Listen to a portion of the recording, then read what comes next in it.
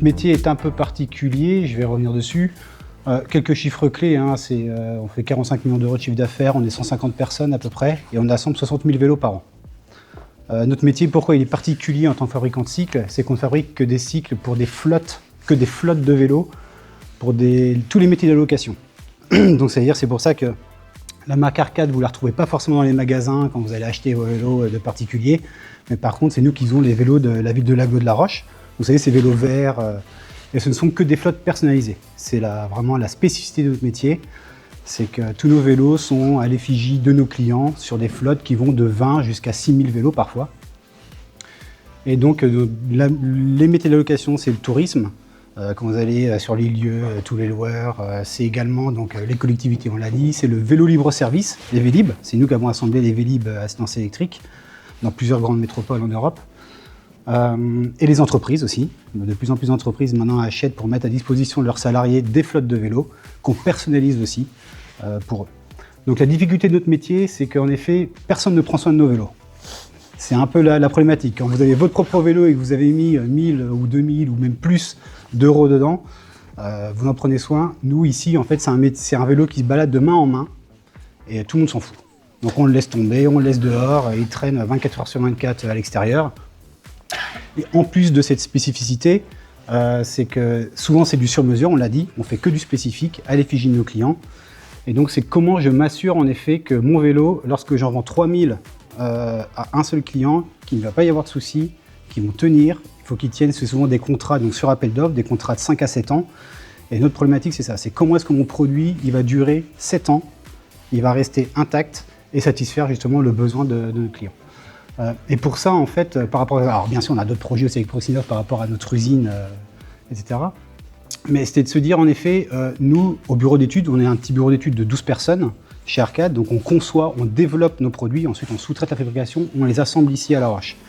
C'est de se dire, comment je peux tester un maximum mon produit pour le mettre sur le marché et être sûr qu'en effet, il va durer 7 ans. C'est la problématique, et les ingénieurs au bureau d'Arcade, c'est la question qui se pose tous les jours. Aujourd'hui, donc, depuis des années, on a différentes solutions pour faire ça. D'abord, on travaille avec la RVC, pour ceux qui connaissent, à La Roche-sur-Yon, où on a un testeur qui, toute l'année, ne fait que des kilomètres avec nos vélos. C'est un super métier, on peut se le dire. Mais il roule, et en ce moment, même, qu'il fasse froid, qu'il pleuve, etc. Au contraire, nous aimons ces conditions-là, parce qu'on sait que nos vélos doivent résister aussi à ces conditions-là, et ils roulent toute l'année avec. Donc avant, c'est comme ça qu'on travaillait. Nos salariés, beaucoup de salariés viennent travailler en vélo, sont aussi ces fameux bêta-testeurs. Mais on s'aperçoit que ça ne suffit pas. Quand on répond à des appels d'offres, on a des délais souvent d'1 an ou de 8 mois pour y répondre. Et que lorsque je conçois une nouvelle pièce, comment je peux qualifier mon composant pour être sûr qu'il va durer 7 ans. Et c'est là où en fait on a commencé à se rapprocher de Proxinov sur cette partie qualification des composants. Donc là, c'est deux types de projets. La première qualification, c'est le contrôle. C'est l'image que vous voyez ici, de se dire en effet, je conçois mon vélo. Aujourd'hui, malheureusement pour nous, l'industrie du cycle se situe beaucoup en Asie. Donc entre 60 et 80% de nos achats sont réalisés en Asie. Sur des pièces très complexes. Ici, c'est des châssis en aluminium qui subissent des traitements thermiques, etc., qui se déforment un peu dans tous les sens, qui sont fabriqués tous en Asie et qu'on importe ici. La problématique, c'est la répétabilité et la qualité. Et en fait, souvent, il y a des petites déformations dimensionnelles, et puis ça se monte mal, et puis la qualité n'est pas là. Donc comment je m'assure que moi déjà, lorsque je reçois mon produit, il est conforme à ce que j'attends. Et ici avec Proxinov, l'idée c'était de se dire, on a des contrôles, nous aujourd'hui, qu'on fait avant départ de nos fournisseurs, mais c'est des contrôles qui sont longs, avec des gabarits, c'est des pokayoke pour ceux qui connaissent. Je prends un composant, je le rentre, ça rentre, c'est bon, la dimension est bonne, ça rentre pas, mon cadre il est pas bon, je l'écarte. L'idée, c'est de dire, est-ce qu'il n'y a pas d'autres moyens qui existent pour pouvoir justement faire ces contrôles de composants? Et c'est là où on a appelé Proxinov et de leur dire, on avait entendu parler de la vision, un peu pareil, de dire, oui, maintenant avec les caméras, avec les téléphones, on sait tout faire, l'IA peut reconnaître. Et donc on a travaillé en effet avec le bureau d'études de Proxinov pour essayer des nouveaux concepts. Et ici, c'est ce qu'on voit, c'est en effet, c'est un cadre de vélo, on vient lui mettre des gommettes et puis ensuite, derrière, avec de la vision, il vient scanner le cadre, il le reproduit en numérique. Et derrière, nous, on peut comparer par rapport à notre conception, par rapport au plan, directement pour savoir qu'est-ce qui dévie, qu'est-ce qui n'est pas bien. Et ici, il faut savoir qu'on est de l'ordre du millimètre en termes de tolérance. On le voit ici, lorsque je mets une batterie, ça c'est une batterie donc, de mon vélo à assistance électrique, lorsque je la rentre dans le cadre, j'ai que 2 mm de jeu. Donc voilà, si le vélo vient un peu déformé, ça ne rentre pas. Et c'est là donc où Proxinov en effet nous a accompagnés. Nous on leur a juste dit ça. On leur dit aujourd'hui, nous ça nous coûte très cher de contrôler des composants, on se trompe souvent, nos pots cailloux s'usent. Est-ce qu'on n'aurait pas un moyen pour justement automatiser ça de manière fiable? Et on pensait à la vision, et c'est là où en effet les équipes, donc on a avec Teddy, qui est un chef de projet chez Proxinov, qui a mis en place en effet pour faire un test, un POC sur ce type de vision, et ça a marché. Ça a marché en effet sur ce type de cadre. En plus, on a derrière ensuite expérimenté. Ils ont dit donnez-nous un bon, une mauvaise pièce pour qu'on puisse reconnaître, tester, etc. Donc ça, c'était le premier projet, c'est comment détecter les défauts par la vision. Deuxième problématique qu'on voit ici sur la petite vidéo en bas, c'est comment je peux tester l'usure de mon composant. C'est-à-dire qu'ici, alors là, typiquement, ça c'est pour la ville de Paris. Donc la ville de Paris, on vient de remporter un appel d'offres d'un contrat de 7 ans, où on va livrer 30 000 vélos sur 7 ans à la ville de Paris. C'est les fameux Véligo, si vous les connaissez, c'est les fameuses couleurs bleues. On avait perdu le premier appel d'offres il y a 7 ans, et là on vient de remporter le nouvel appel d'offres. Et en fait, là, c'est des utilisateurs qui louent le vélo pendant 1 an. Et derrière, en fait, ils sont obligés de leur mettre l'idée pour IDFM, donc c'est Île-de-France Mobilité, ceux qui gèrent tous les réseaux de transport de Paris. C'est en fait de donner goût aux citoyens pour laisser la voiture au garage et prendre le vélo. Donc pendant 1 an, on leur file un vélo à 40 € de l'année, un super vélo électrique, dernière technologie, etc., qu'on démarre avec le pass Navigo, enfin la totale, pour qu'au bout d'1 an, ils sont obligés de remettre le vélo à la municipalité, et derrière, ils disent il faut que je m'en achète un maintenant.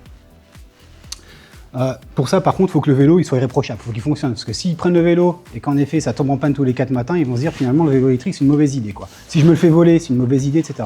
Donc là, on est sur des vélos qui sont franchement anti-vandales, qui sont vraiment costauds, conçus pour ça. Et une problématique surtout, c'est qu'en fait, ils vont enlever et remettre la batterie à peu près 8000 fois pendant la durée de vie du vélo.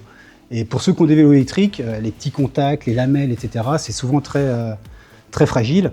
Et l'idée ici, pareil, c'était de se dire, en fait, moi, simuler 7 ans de durée de vie d'insertion de batterie, je peux appeler la RVC, je ne vais pas attendre 7 ans parce que moi, les vélos, il faut que je les livre à la fin de l'année. Donc pareil, on a appelé Proxinov et de leur dire, comment est-ce qu'en fait, je pourrais simuler ces fameux tests de manière accélérée, de manière aléatoire. Parce que c'est pareil, la personne ne vient jamais mettre la batterie de la même position. Donc quand je la mets de travers, j'abîme les lamelles, je les abîme pas. D'ailleurs, j'ai des courants électriques, j'ai ce que j'appelle des inrush current qui font un gros appel de courant, ça crée des arcs, ça crée de l'électro-érosion. Donc c'est plein de petits aussi phénomènes qu'on connaît mal. Et comment le simuler? Et puis BCA, pareil, toujours avec Teddy, le fameux Teddy. Teddy de Proxinov. Où on s'est dit comment est-ce qu'on peut mettre ça en place, et de réflexion en réflexion, vraiment un petit atelier autour d'un café, de se dire voilà, un bras robotisé, moi je peux lui mettre des trajectoires aléatoires, il va la lâcher. Nous derrière on a tout notre système qui pilote la batterie, qui la relâche et ainsi de suite.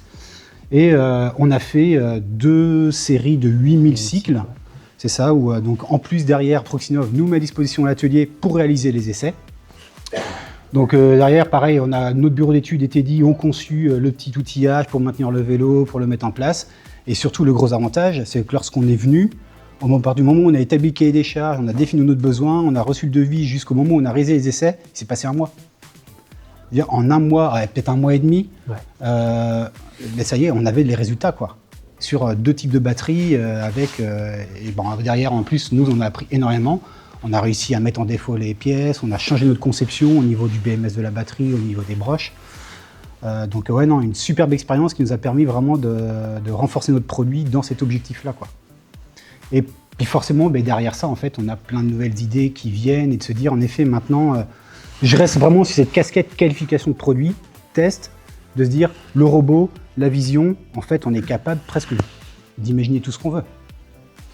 Là, on est en train de réfléchir sur des bancs pour faire des tests de vibration, des choses comme ça, mais vraiment de se dire, en fait, de manière aléatoire, comment est-ce que je peux simuler vraiment les tests qu'on fait aujourd'hui avec les RVC, où il faut que j'attende longtemps.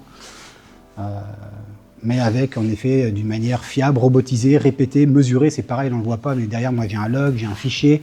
Donc ça, c'est des projets en plus que nous, on se fait financer donc, derrière via le C2I, un crédit impôt innovation, en termes de crédit d'impôt derrière. Donc, et puis on apprend surtout. L'objectif, c'est pas ça, c'est pas de se faire plaisir, mais pour un budget qui est à peu près, sur les 2 projets réunis ici, on était à peu près sur un budget, une enveloppe de 8 000 €, qui, croyez-moi, est très vite rentabilisé. Parce que demain, sur une flotte de 30 000 vélos, si j'ai des batteries qui commencent à casser, c'est pour ma pomme. Et une batterie qui coûte à peu près, on va dire, 200 €, S'il faut que j'en achète 30 000, ben voilà, les 8 000 euros, hein, je les ai bien rentabilisés depuis.